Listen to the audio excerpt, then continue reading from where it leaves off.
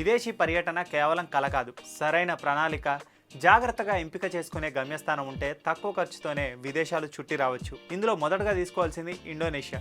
అద్భుతమైన బీచ్లు, ద్వీపాలు, అడవులకు ఇండోనేషియా ప్రసిద్ధి.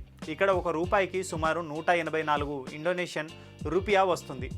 బాలి వంటి ప్రదేశాలు మన బడ్జెట్లోనే చూడవచ్చు. ఆ తర్వాత చూసుకున్నట్టయితే శ్రీలంక. భారతీయులకు వీసా సులభంగా లభిస్తుంది. అలాగే ఒక రూపాయి విలువ సుమారు 3.44 శ్రీలంక రూపాయలు. అక్కడి బౌద్ధ క్షేత్రాలు, బీచ్లు, తేయాకు తోటలు పర్యాటకులను విశేషంగా ఆకర్షిస్తాయి. ఆ తర్వాత చూసుకున్నట్టయితే నేపాల్. మన పొరుగు దేశం నేపాల్కు వెళ్ళాలి అంటే వీసా కూడా అవసరం లేదు. అక్కడ ఒక్క రూపాయికి 1.60 నేపాలీ రూపాయలు లభిస్తాయి. పర్వతాలను ఇష్టపడే వారికి ఇది అనువైన ప్రాంతం. ఆ తర్వాత చూసుకున్నట్టయితే థాయిలాండ్. ఫుకెట్ బీచ్లు, బ్యాంకాక్ వీధులు, అక్కడి ఆహారం చాలా తక్కువ ధరకే లభిస్తాయి.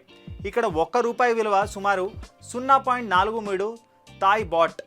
ఈ దేశాలన్నీ కూడా తక్కువ ఖర్చుతోనే గొప్ప అనుభూతిని ఇస్తాయి.